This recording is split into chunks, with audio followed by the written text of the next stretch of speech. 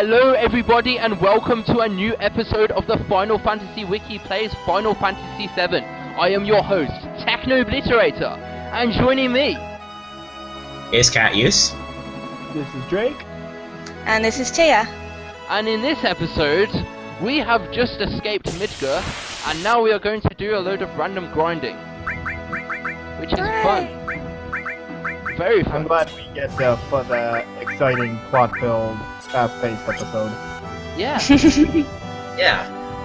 Actually, what will happen in this episode is probably the most famous and definitely one of the most important scenes to the plot. But until then... No, I thought we did Wall Market last time. Well, the most famous scene is the one where the flower girl dies. Well, that's not gonna happen for a while, so... Too soon! Cross Slash! Cloud's second ultimate, which I already got. Oh, it's not ultimate, we're not playing Dota 2, this is Limit Break. My sincere apologies, people. Well, technically they're just limits in this game. Yeah, just... yeah, I suppose. Well, I mean, sometimes they call them Limit, but sometimes they're called Limit Break. I mean, the command's called Limit, but... And like, everything else is Break. I don't know, I can't remember. They call it Limit in the... what's it called? The menu. I know that much. When she is at the Shinra Tower, she says something like, I have to push myself to the limit. Oh, yeah. That was, yeah, Shinra Tower, I think. So if you're getting enemy skills here, I imagine Matra Magic. Yeah? Matra Magic is actually the first I get.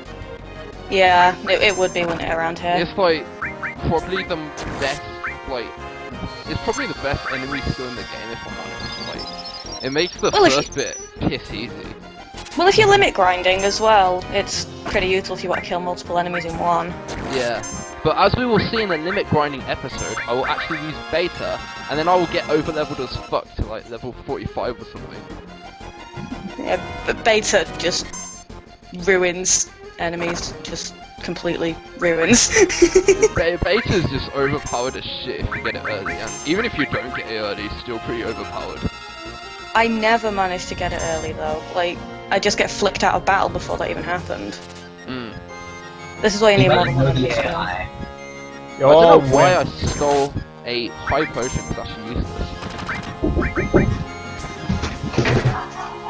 What was that? Yeah, what, mate? It ain't using Matra Magic. No, that one doesn't use it. Oh no, it's the other thing, isn't it? The... Ah, damn it, what uses Matra Magic around here? We'll find it soon, it's just I'm looking for it. Oh, it's Sweeper. Yeah, that was it. Ah, yeah, that was it. Shit. What the? That was my computer. Here's a graphics bug. It's a Yeah, my computer's terrible. Oh, here we are. Yeah, no, sorry, that's a classic example of me always coming back to the game at the beginning and thinking that it was the big motorcycle guy that Matra Magicked me, and it never is. Magic Cure. We see how pro I am with Tifa because I get 2 years. Hooray! For your waifu. On no man. I'm taking a protest because my waifu is not here. Aww. Aerith would be here, I just like No, find not Barret Aerith, more no. useful. Why didn't you hack the game to put Terra in? Needs more terror. Everything needs more Terra. We've already LP'd that game, come on. I thought we were doing a no waifu. No waifus allowed. Unfortunately, when Techno's present, his waifu is always there. Yep. Tis true. Well, I mean, if I were around for the, what's it called, the 6LP, I'd have probably been fanboying over Kefka instead. Oh, I need to... He's the best character in the series. I need to watch more of those. All that I remember is they were laughing that everyone's names were capitalized, so my name is Terra! That's all I remember. I need to watch them again. When I first played this game, I capitalized everyone's name, and I think I called Cloud, like, Techno. I called Barret Killer. I called Vincent, like, Badman. I don't know, I used, like, really stupid names. I think I mentioned this in the 6LP, but I'm gonna do it again because I like attention. There was the one time I played through 6, I named Terra Kefka. Oh, It's nice. probably a lot more fun. Nice. Okay, you see this is taking a while, because it takes bloody ages to use that spell. Really annoying. Wait!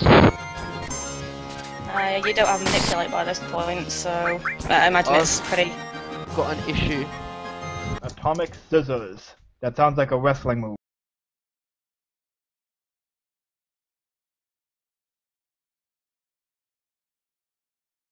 Unfortunately, we had some technical issues, and I just got Matcha Magic. So there's the good news and the bad news, and now we will resume the LP.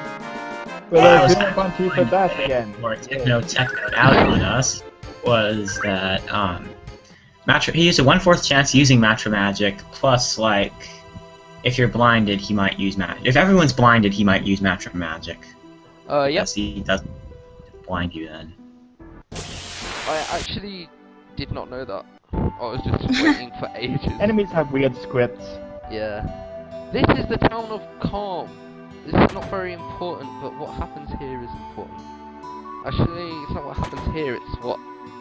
Oh, you get the idea. This place is... Something not very calming is seen. Yeah. It could have happened anywhere, but it just happens to happen here because that's just how it happened. Essentially. And spiral staircase, because that's... cool. Whee! Oh, you get to look outside here. Jabed said that was very important, so I had to include that. Oh, I didn't know that! Me Yeah, neither. you can actually look outside, it's like you're from some tower thingy.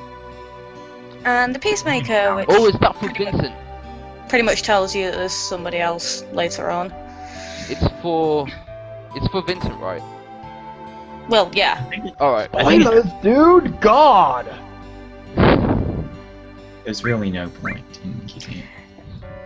Now, I believe here if you talk to someone and say, tell me the situation of the town, for some reason it prevents you from seeing Eris's ghost in the church. Just some weird flag like that. Is that... really? Yeah, it's completely unrelated, but if you speak to some dude in Calm, say, tell me the situation of the town, and then from then on you'll never see Eris's ghost in the church. Let's hope I didn't do that then. I really hope I didn't do that. We shall see. Oh, by the way, viewers, in case you didn't know, Eris dies. What? Yeah. Guys? I'm sure you just went into this house. Yeah, I did. And I was like, fuck, what am I doing here? Are you going upstairs to the... Is there a locked chest up here, I think? think so. The chest that supposedly contained Titan, and then it was moved to Gungaga instead, and you can just never open the chest here. I have never actually known that before. Oh, well, There's CIL. There is a locked chest somewhere in Is it Calm. that one? Yeah. I don't know. Yeah, they were supposed to do some sort of quest where you can open it and get Titan, but then they changed it. There was a scrapped sort of quest in Gungaga where you could deliver 2 letters, and it culminated with obtaining Titan. And as a result of that, the chest here is always locked. So there's just no way to access it at all. Oh, well, learn something new every day.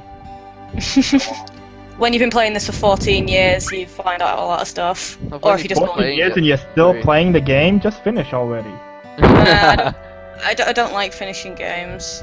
It makes me sad. Have you ever, got all the achievements for this on Steam? Well, I actually got the maximum Gil achievement due to not realizing what some of the due to not realizing what some of the debug commands did. So I put that in, and then hey ho, I had maximum Gil and an achievement. Nice. So sorry, I was elite hacksaw on that one. No, I haven't got all the achievements yet. I haven't even beaten Emerald Weapon. You activate the debug room on Steam. It lets you get achievements anyways.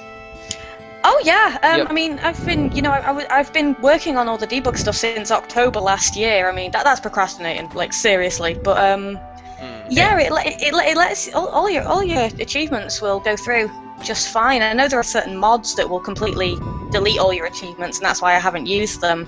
God knows I wanted to update the graphics a little bit, but no, yeah, they go through absolutely fine.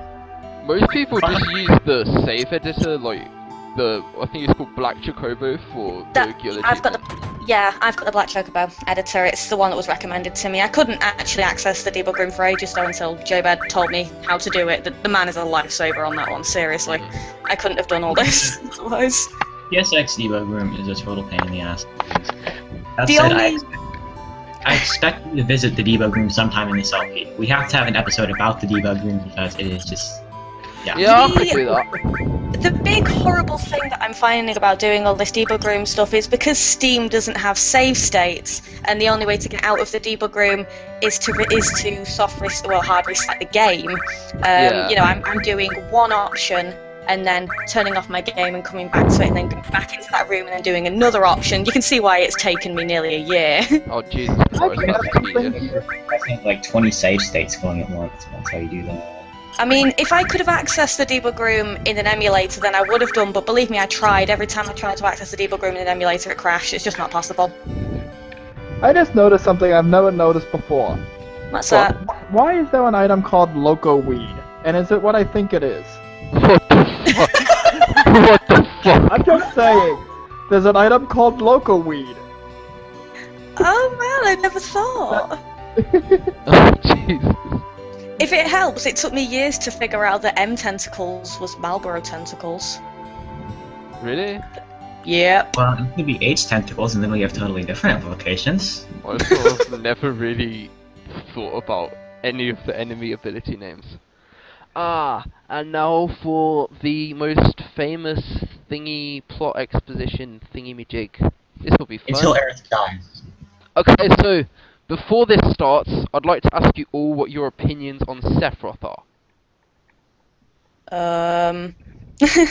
Well, as someone who's played Crisis Core, and you see a hell of a lot more into Sephiroth, then I don't know. I'm very neutral on him. With regards to him being some, big, epic antagonist, I don't think he's really that. Especially here, when he's just got his mouth gaping open. I Maybe he think took some of the Loco Weed.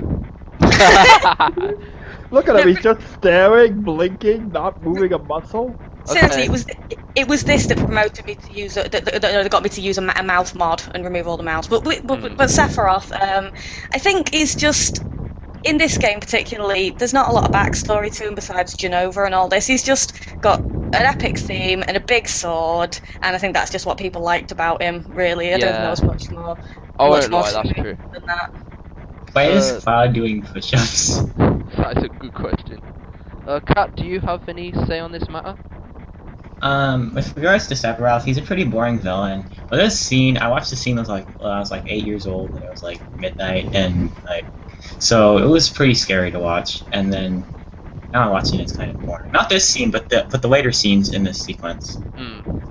This scene is just them standing in the back of a truck, which is really not safe at all. And also the reason that box behind Sephiroth is covered in blood, but yeah, Maybe that's Rust. Okay, Drake, I know you have a lot to say on this topic. I've done my essays on Sephiroth. I'll keep it short. I'll think he's all flash and no substance, except as Tia said in Crisis Core. Sephiroth is much more interesting as a supporting character than as a villain. Yeah, I don't even say this as a Kefka fanboy. I mean, I am a Kefka fanboy. I just don't think he's that special. I mean, he's alright, but as you said, it's just he's got a cool theme, but he hasn't got much substance. Yeah. He looks cool and he does cool things and like this. Yeah. The thing with Sephiroth, I think, is that he was made to be overhyped, to be this big hero, and I think the fact that people kind of enjoy him so much is showing that they did a good job with him, because that's the way you're supposed to see him, as everybody else in the game sees him, as a big war hero. He's fantastic. I mean, he's not so much now, he's nuts, but I suppose once you played it for a good couple of years, played a few more Final Fantasies, seen a few more antagonists, and you realise that really he's just got a few mummy's boy complexes. Yeah, I see what you mean. I mean, I personally think that Shinra are the real villains of this game. They are. Definitely. Yeah. But they gave him free shampoo. Well, And then technically, Hojo watches him bathe. yeah. I mean, That is probably one of the creepiest things in all of the franchise, that Hojo watches his son bathe. well, technically, like, Shinra are the reasons for all this, not Sephiroth. Like, Sephiroth is just, as we'll see, like, a side product of Shinra, so... Like, I mean, not only are they more badass, but they actually started the whole thing, so... I find it hard to argue that they're not the real villains. I mean, they are the reason for everything, really. It was never Sephiroth's fault. He didn't ask to be brought into the world the way he was. But I think even if he hadn't been, like, pretty much raised by Shinra, I think he still would have turned out a little bit crazy in some way or another. It's just... That happened in If I had Final Hojo for that, I'd go crazy. Yeah, everything that happened in Final Fantasy VII was because of Dr. Hojo. Yeah. It's Yeah, pretty much. Yeah. That's the real secret of Sephiroth's madness. He found out who his parents were, and he's like, how the hell did Hojo land a woman like that? Punching above his weight. Oh, I've just been recently playing Final Fantasy IV, and would Professor Hojo be kind of like Dr. Luge? You don't really see a lot of Luge at all, though. You see a fair bit of Hojo, and I mean in Dirge of Cerberus there's more of him as well. God, I loved him in Dirge of Cerberus. He was so crazy. See, I was having to look at. I was doing work on TV tropes for 7, and I had to look up Dirge of Cerberus's script. So I want to ask if I missed something. The flashbacks with Hojo and Lucretia. Yes. Is it just me, or is he still a complete ass to her in those flashbacks? Oh yeah, definitely, but definitely, he's always been an ass to everyone, but the thing with Lucrezia is she did everything for science, not for herself and not for Hojo, but in the name of science and research and furthering the work of Shinra. So I think she was prepared to just sit there and take it and let him inject these Genova cells into her unborn baby, all in the name of science. I think she was probably just as nuts as he was. This reminds For a me second, a lot that of was an odd Portal 2. conversation path. And Vincent loved her! Like you were saying, I think Lucretia was just going to sit there in front of Hojo and take it and let him inject her Genova cells. Oh, okay.